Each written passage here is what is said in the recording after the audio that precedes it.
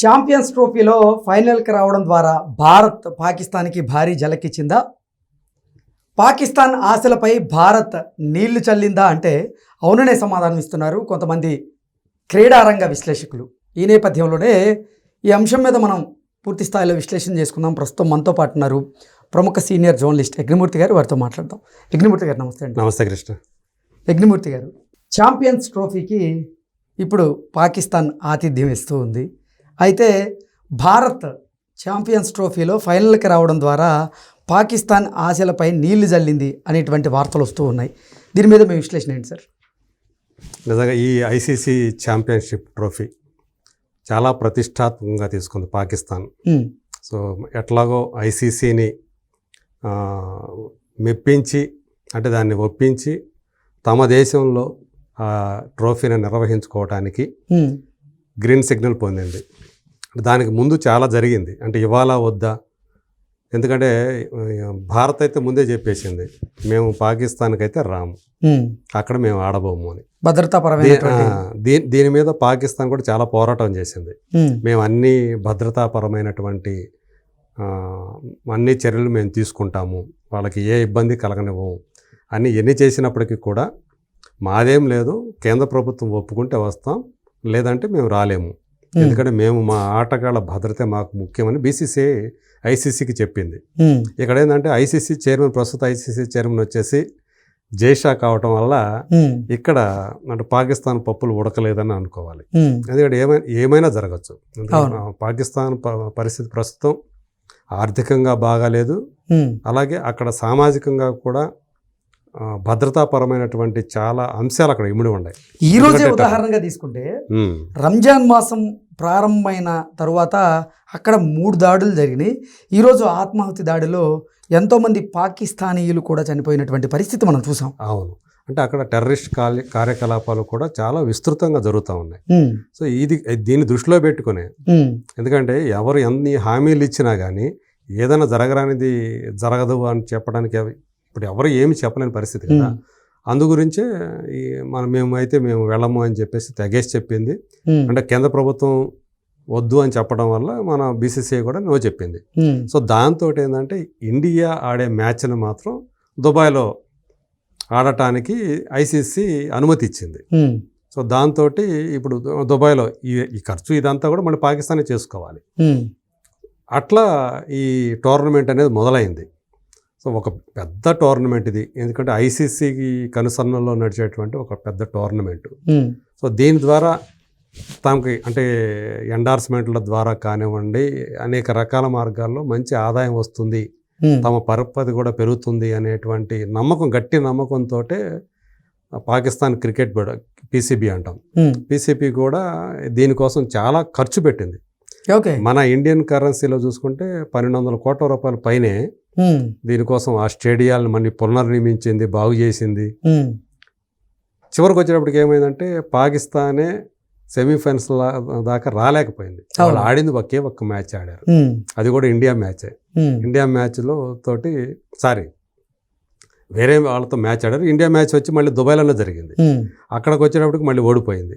దీంతో మొత్తం సెమీఫైనల్ ఆశలన్నీ కూడా వమ్మైపోయాయి. ఇండియాతో ఓడిపోవడం, ఫస్ట్ న్యూజిలాండ్తో ఓడిపోయింది కదా, తర్వాత మనతో ఓడిపోయింది. అంటే వాళ్ళు ఆడింది ఒకే మ్యాచ్ అక్కడ, తర్వాత వర్షార్పణమైంది 3వ మ్యాచ్. దీంతో అంటే ఇప్పుడు అదే పెద్ద బాధ, ఎందుకంటే ఆతిథ్య జట్టే సెమీఫైనల్స్ కూడా రాలేదు. ఫైనల్ సంగతి పక్కన పెడితే లీగ్ దశలోనే ఛాంపియన్స్ ట్రోఫీకి ఆతిథ్యం ఇచ్చినటువంటి జట్టే వరుసగా ఓటమిలే బాధతో ఉన్న నేపథ్యంలో అసలు ఫైనల్స్ వాళ్ళ కంట్రీలో జరగకపోవడం ఇంకా పెద్ద బాధని. అవును. సో అట్లా వాళ్ళకి వాళ్ళ కష్టాలు ఎలా ఉన్నాయంటే సెమీఫైనల్స్ కూడా రాకపోవడం ఒకటి, లీగ్ దశలో నిష్క్రమించడం, ఒక్క మ్యాచ్. అంటే ఆతిథ్య జట్టు తమ దేశంలో ఆ టోర్నమెంట్లో ఒకే ఆట ఆడటం మించినటువంటి విషాదం ఇంకోటి ఉండదు కదా, అంతకంటే బాధాకరమైనటువంటి. సో అది పోయింది. సరే, కనీసం ఫైనల్స్ అన్నా సరే ఇక్కడ దాకా మనం చేస్తే బాగా చేసిందనే పేరు ఉంటుంది, మన దేశంలో జరిపితే ఒక తృప్తి ఉంటుంది అనుకుంటే, ఇప్పుడు ఈ సెమీఫైనల్లో గెలవడం ద్వారా ఇండియా ఆ ఆశల మీద మొత్తం ఆశలు తుంచేసింది అనుకోవాలా, నీళ్లు జల్లేసింది. ఆస్ట్రేలియా మీద మనం సెమీఫైనల్స్లో గెలవటం, దాంతో అనివార్యంగా ఫైనల్స్ కూడా దుబాయ్లో పెట్టాల్సిన పరిస్థితి. సో ఈరోజు సెమీఫైనల్స్ అయితే పాకిస్తాన్లోనే జరుగుతుంది, న్యూజిలాండ్ వర్సెస్ సౌత్ ఆఫ్రికా. అవును. ఎవరు గెలిస్తే వాళ్ళతోటి ఇండియా ఆడాలి. సో ఇండియా ఫైనల్స్కి రావటం వల్ల అక్కడ జరగాల్సినటువంటి మ్యాచ్, వాళ్ళ స్టేడియంలో జరగాల్సిన మ్యాచ్ దుబాయ్ స్టేడియంలో జరగాల్సిన పరిస్థితికి వచ్చింది. దీంతో వాళ్ళు ఏ ఉద్దేశంతో వాళ్ళు ఈ టోర్నమెంట్ నిర్వహణకి పూనుకున్నారో మొత్తం అదంతా కూడా అంటే తుత్తునులు అయిపోయి అంటారు కదా, వాళ్ళ ఆశలన్నీ కూడా నీరు గారిపోయాయి, ధ్వంసమైపోయాయి. అంటే ఈరోజు సెకండ్ సెమీఫైనల్ పాకిస్తాన్లో జరుగుతున్నటువంటి నేపథ్యంలో, లాహోర్లో జరుగుతున్నటువంటి నేపథ్యంలో ఇటు న్యూజిలాండ్కి సంబంధించినటువంటి ఆటగాళ్ళు కానివ్వండి, ఇటు సౌత్ ఆఫ్రికాకి సంబంధించినటువంటి ఆటగాళ్ళు ఇద్దరు కూడా భయపడుతున్నట్లుగా కూడా కొన్ని వార్తలు వస్తున్నాయి. ఎందుకంటే ఈరోజు ఆత్మాహుతి దాడులు జరిగినటువంటి నేపథ్యంలో. అవును. సో ఏం జరగబోతుంది అంటారు ఈరోజు కూడా? దీన్ని ఖచ్చితంగా, ఎందుకంటే ఏ మాత్రం తేడా జరిగినా కానీ మొత్తం క్రికెట్కే కాకుండా పీసీపీకే కాకుండా ఆ దేశానికి కూడా తీవ్రమైనటువంటి చెడ్డ పేరు వచ్చేటువంటి అవకాశం ఉంది ముందు. ఏదైనా అవాంఛనీయమైనటువంటి ఏమైనా జరిగితే కనుక. పైగా ఏంటంటే నిజంగానే ఆ భయం మధ్య వాళ్ళు ఆడాలి. ఇప్పుడు ఏం జరుగుతుంది ఏంటంటే ఇప్పుడు ఆటగాళ్ళలో ఆత్మవిశ్వాసం అనేది లోపిస్తుంది ఖచ్చితంగా. ఏం జరగవచ్చు, ఏమైనా కావచ్చు అనేది. సో ఇలాంటి వాటి వల్లే మన ఇండియా అక్కడికి వెళ్ళటానికి, ఎందుకంటే మిగతా దేశాలది వేరే పరిస్థితి, మన దేశంది వేరే పరిస్థితి. ఎప్పుడూ కూడా రెండు దేశాల మధ్య ఒక శత్రుత్వమైన వాతావరణం ఉండటం, ఉద్రిక్త పరిస్థితులు ఉండటం వల్ల, పైగా పాకిస్తాన్ వల్ల ఈ టెర్రరిజం తోటి ఇండియా చాలా సతమతమవుతూ వస్తుంది. అది ప్రపంచానికి అందరికీ తెలిసిందే. అందుకు ఈ విషయంలో మిగతా కూడా ప్రపంచ దేశాలన్నీ ఎక్కువగా మన సైడే ఉన్నాయి. అది టెర్రరిస్టు సంస్థలని, సంఘాలని పెంచి పోషిస్తుంది పాకిస్తాను. కరడుగట్టినటువంటి టెర్రరిస్టులు అందరూ కూడా అక్కడే ఆశ్రయం పొందుతున్నారని చెప్పేసి ఇదివరకు ఎన్నోసార్లు దీని మీద భారత్ ఫైట్ చేసింది. భారత మాటలని ప్రపంచం అంతా కూడా విశ్వసిస్తూ ఉంది. సో ఇప్పుడు ఏదైతే భారత్ నమ్ముతూ ఉందో, అక్కడికి వెళ్లకుండా ఏదైతే దుబాయ్లో ఆడుతూ వస్తుందో, భారత్ సరైన నిర్ణయమే తీసుకుంది, వాళ్ళు రాకుండా వాళ్ళు బతికిపోయారు అనేటువంటి అభిప్రాయం మిగతా దేశాల ఆటగాళ్ళలో ఖచ్చితంగా ఉంటుంది. సో మరి ఇప్పుడు ఏదైతే ఇప్పుడు జరుగుతున్నాయి అక్కడ ఆత్మాహుతి దాడులు కానివ్వండి, అంటే టెర్రరిస్ట్ కార్యకలాపాలు అక్కడ ఇంకా యథేచ్ఛగా జరుగుతూ ఉన్నాయి అనేటువంటి పరిస్థితి ఇప్పుడు అక్కడ ఏదైతే ఉందో, ఖచ్చితంగా ఆటగాళ్ళ యొక్క వాళ్ళు భయం మధ్యే వాళ్ళు ఆడాలి. ఎవరు ఎంత అంటే గవర్నమెంట్ కానివ్వండి, పీసీబీ కానివ్వండి, ఎన్ని హామీలు ఇచ్చినా, మీకు ఎంత భరోసా ఇచ్చినా, సో మనసులను మాత్రం దాన్ని ఏమి ఇచ్చేయలేదు కదా. మరి చూడాలి. నేనైతే ఆట అయితే క్యాన్సిల్ అయితే చేయరు, నాకు తెలిసి మ్యాచ్ అయితే క్యాన్సిల్ చేయరు. సెమీఫైనల్స్ కాబట్టి ఆడతారు, ఎట్లాగో మొత్తానికి ఆడతారు. కాకపోతే ఏంటంటే ఫైనల్స్ అనేది ఆ దేశంలో జరుపుతున్నప్పుడు ఒక టోర్నమెంటు అన్ని మ్యాచ్లు అక్కడే జరగాలని కోరుకుంటారు. సరే, భారత మ్యాచ్లు దుబాయ్లో జరుపుతున్నాం కదా, పాకిస్తాన్కి ఏంటి, ఇండియా గెలవకూడదు సెమీఫైనల్స్లో. ఎందుకు సెమీఫైనల్స్లో గెలిచిందంటే మళ్ళీ దుబాయ్లో ఆడాల్సి వస్తుంది ఫైనల్స్. అంటే అదనే కాదు, అసలు మామూలుగా ఇండియా ఏ మ్యాచ్లు ఆడుతున్నా కానీ పాకిస్తాన్కి సంబంధించినటువంటి ఆటగాళ్ళు ఇండియా గెలవకూడదని కోరుకుంటారు మ్యాక్సిమం. అవును, అది అందరికీ తెలిసిన విషయం. కానీ అయినప్పటికీ కూడా ఇండివిజువల్గా చూసుకుంటే, అంటే మొత్తం జట్టుగా చూసుకున్నప్పుడు వాళ్ళందరూ కూడా ఇండియా ఓడిపోవాలని కోరుకుంటారేమో. కానీ మన ఆటగాళ్ళలో పాకిస్తాన్లో చాలామంది వీరాభిమానులు ఉన్నారు. అవును, విరాట్ కోహ్లీకి అభిమానులు ఉన్నారు, రోహిత్ శర్మకి అభిమానులు ఉన్నారు.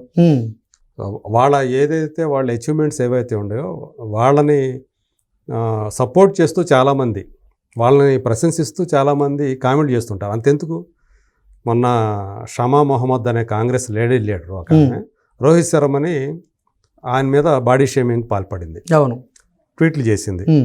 ఆమె చేసిన ట్వీట్ని ఎండగడుతూ ఒక పాకిస్తాన్కి సంబంధించిన క్రికెట్ అభిమాని రోహిత్ శర్మ గురించి బాడీ షేమింగ్ సిగ్గుపడుతున్నాను నేను, రోహిత్ శర్మ ఎలాంటి ఆటగాడు, ఎలాంటి కెప్టెను, అది ఏమీ తెలియకుండా అతను ఏమిటనేది అతను సాధించినటువంటి రికార్డులే చెప్తాయి, అవి ఏవి తెలియకుండా మాట్లాడినట్టు కనిపిస్తుంది అని చెప్పి అక్కడ ఒక పాకిస్తాన్ క్రికెట్ అభిమాని అతను ఆమె దానికి రిటార్డ్ ఇచ్చాడనమాట. అంటే చాలామంది ఇండియన్స్లో ఇంకా ఆ భావజాలం ఉంది అట్లాంటిది.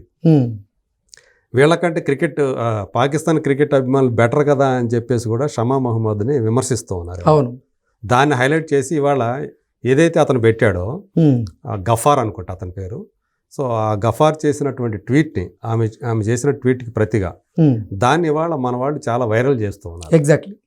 పాకిస్తాన్ క్రికెట్ అభిమానులే బెటర్ ఏమి కంటే కూడా అని చెప్పేసి. సో అలాంటి అంటే ఇవాళ మనం రోహిత్ శర్మ గురించి కూడా మాట్లాడుకోవాలి ఈ సందర్భంగా. ఎందుకంటే 3 సంవత్సరాలైంది అతను మన క్రికెట్ జట్టు కెప్టెన్ అయ్యి. ఈ 3 సంవత్సరాల్లో 4 ఐసీసీ టోర్నమెంట్ ఫైనల్స్కి చేర్చాడు తన జట్టుని. ఇంతవరకు ఏ ఇతర భారతీయ కెప్టెన్కి కూడా అది సాధ్యం కాలేదు. అటు టెస్ట్ ఛాంపియన్షిప్ 2023లో, వన్డే వరల్డ్ కప్పు, అలాగే 2024లో T20 వరల్డ్ కప్పు, ఇప్పుడు 2025లో ఇప్పుడు ఐసీసీ ఛాంపియన్షిప్ టోర్నమెంట్. సో ఇట్లా 4 టోర్నమెంట్లోనూ ఇండియాని ఫైనల్స్ చేర్చిన ఏకైక ఇండియన్ కెప్టెన్ అనమాట. అలా రికార్డులోకి ఎక్కాడు. ఇక ప్రతి మ్యాచ్గా విరాట్ కోహ్లీయో లేకపోతే రోహిత్ శర్మనో ప్రతి మ్యాచ్లో ఏదో ఒక కొత్త రికార్డు జాతరలో చేరుతూనే ఉంది. అలాగే ఇప్పుడు కోహ్లీ కూడా ఐసీసీ టోర్నమెంట్లో అతను చేసిన పరుగులు ఇప్పుడు ఎవరు చేయలేదు అని చెప్పేసి చెప్తున్నారు. చేజింగ్లో హైయెస్ట్ రన్స్ దాటే. మరి ఏ ఇతర ఇండియన్ బ్యాట్స్మెన్కి కూడా ఆ క్రెడిట్ లేదు. సో అలాగా అంటే తన ఏదైతే కింగ్ అంటారో దానికి ఆ పేరుకి సార్థకత చేకూరుస్తూ అతను అలా చేస్తూ వస్తున్నాడు. సో వీళ్ళందరూ కలిసి అంటే కొంతమంది కరణ్ అర్జున్తో పోలుస్తుంటారు. ఇండియన్ క్రికెట్ కరణ్ అర్జున్ అంటుంటారు వీళ్ళని.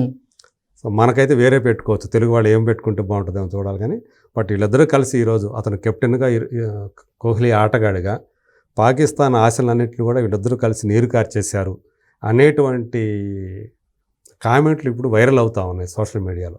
సో మొత్తానికి పీసీబీ పాకిస్తాన్ క్రికెట్ బోర్డు ఆశలు మొత్తం కూడా తుత్తునులు చేసేసింది భారత్ ఫైనల్స్కి రావటం ద్వారా అనేది ఇప్పుడు అనే అభిప్రాయం కూడా ఇప్పుడు అది కూడా వైరల్ అవుతూ ఉంది.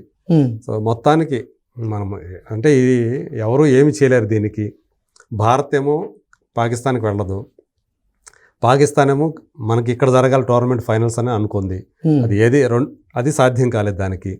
ఇలా మొత్తం అది పెట్టిన ఖర్చు ఏదైతే ఉందో అదంతా కూడా వృధా అయిపోయింది, బూడిదలో పోసిన పన్నీరుగా మారిపోయింది అని ఇప్పుడు అందరూ కూడా పాకిస్తాన్కి సంబంధించిన వాళ్ళే చాలామంది బాధపడుతూ సోషల్ మీడియాలో తమ ఆవేదన వ్యక్తం చేస్తూ ఉన్నారు.